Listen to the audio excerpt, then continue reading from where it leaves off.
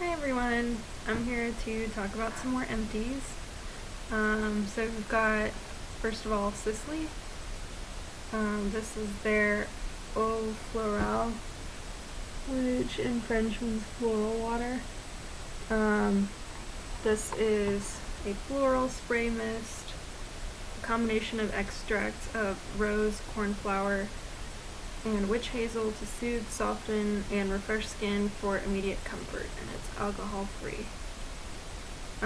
So I was really curious about this because, well, first of all, Tati Westbrook recommended it on her channel, and I saw it in a store at duty free, and it was pretty expensive, but I was wondering if it was worth it. So I got it and tried it out. It was €81.95, which in dollars is $92.89. So pretty up there for a beauty product. But I figured skincare is worth investing in, so might as well try it out.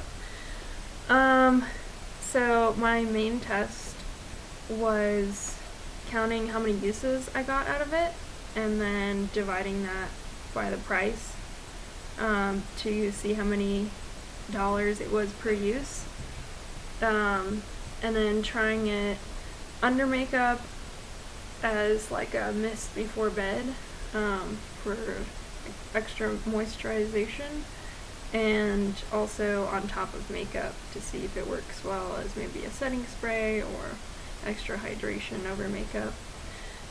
So unfortunately I didn't like it as a spray directly on my skin before makeup or at night, because it irritated my skin a bit. I'm not sure why. I don't know if it has fragrance in it or some other kind of, yeah, the ingredients aren't on the box. I think there might have also been a little insert in here with the ingredients, but I've lost that already. Yeah, it was heavy directly on my skin, and instead of being like a gentle mist, it was like a drenching mist, like the water droplets were too big. So you have to spray from quite a distance or from above and just let it fall on you, but then you waste a lot that just goes into the air and flies in different directions. So I didn't like that, and I didn't like it directly on my skin. So not so great over makeup because of the drenching type of mist, which can kind of mess up your makeup. And then not so great for me straight on my skin because it irritated my skin and caused me to have some breakouts that I wouldn't otherwise have using my regular skincare routine. So anyway, like I was saying, the test of how many uses I got out of it. So I counted every time I used it, did a little tick mark on the box, and a full use for me was like fully spraying it on my face, covering my whole face, and I got 67 uses out of it, which if you divide that by the euro price, that makes it 1.22 euros per spray, and if you divide that by the dollar price, that makes it 1.386, so round that up to 1.39 dollars per spray. So did not end up being worth it. Like I wouldn't, if this were like a service type thing where you could go into a makeup store and you could pay by the spray, I would not want to pay 122 euros or $1.39 per spray of this stuff, because it really didn't do that much for me. I mean, on top of makeup, it did, hydrate my face a bit because it gets a little dried out from the powders and all, but it didn't make my makeup last any longer, and it didn't help my skin in terms of skincare wise. So I definitely don't think it's worth it, and I will not be repurchasing this. But I guess it was worth a try. And then the next product is on the opposite of the spectrum. It's a drugstore product. So Pixi, another thing that was recommended by Tati, Pixi Hydrating Milky Mist with hyaluronic acid and black oat. So I kind of like this. So I use it as a setting spray, not just as a hydrating mist, you know, for skincare.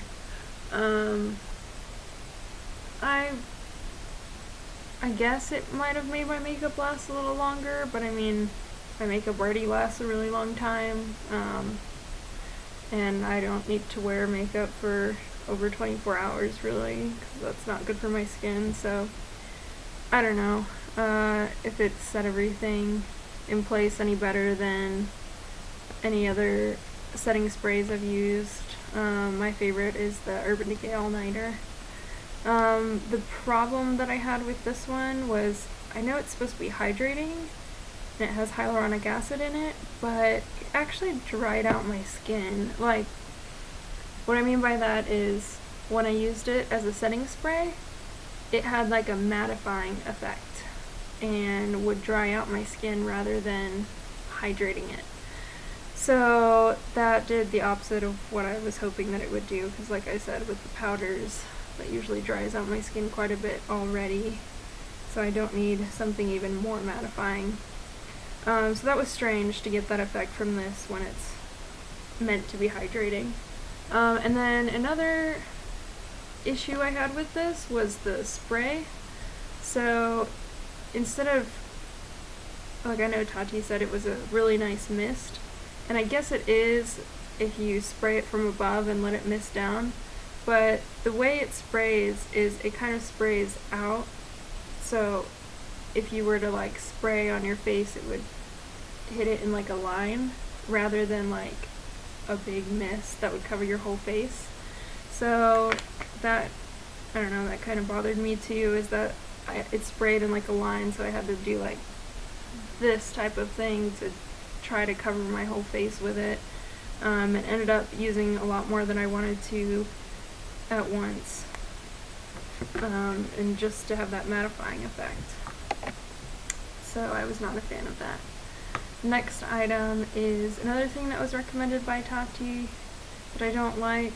Wow, this is sounding really bad. That it's not all the things that are recommended by her that I don't like. The reason she's the only YouTuber I really watch is because I like a lot of her recommendations, and her reviews are very helpful for me. I found a lot of my favorite products by watching her videos.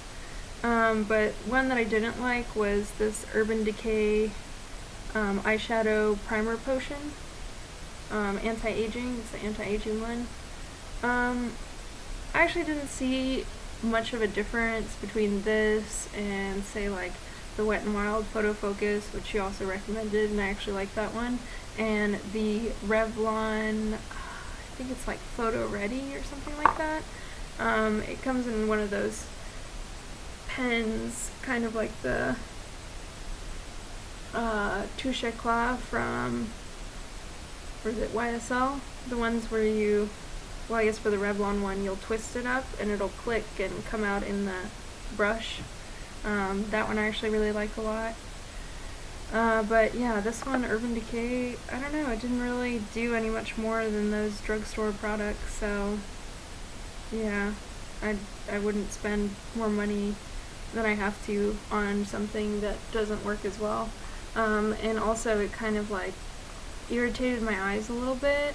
I mean, it didn't like make them red, I didn't have any like bumps or anything, but it would just like kind of like burn a little bit on my eyelids. So I don't know why that is.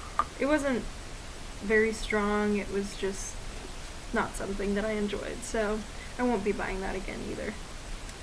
The next product I have to discuss, I actually got as a sample from Sephora when I was purchasing some other items. It's the Marajo, I'm not sure how to pronounce this, but it's their Nourishing Cleansing Cream, which is a shampoo, and their Deep Treatment Butter, which is like a conditioning hair mask that you leave on in the shower and then wash it off at the end of your shower. And these I actually really like. They really nourished my hair, made it super shiny. That's not what I used today. I actually used Briogeo today, which does a nice job too, but this stuff, really. I bought the bottles, and I haven't finished those yet, so they're not in my Empties video, but I use it. It's a little more pricey, but I'll use it for special occasions when I want my hair to look really nice and glossy and nourished.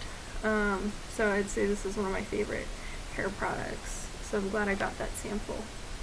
And lastly, I have a product here that I've actually been using for a really long time, and it was recommended by my mother, and I still use it to this day. I go back to it. So I've been trying out a lot of foundations recently based on recommendations from YouTubers, especially Tati, and because I was looking for more affordable options from the drugstore and all. But when I need to make sure that my skin looks beautiful and naturally flawless, I always go back to this. So this is the, you can't see that, Diorskin Nude Teint Eclat.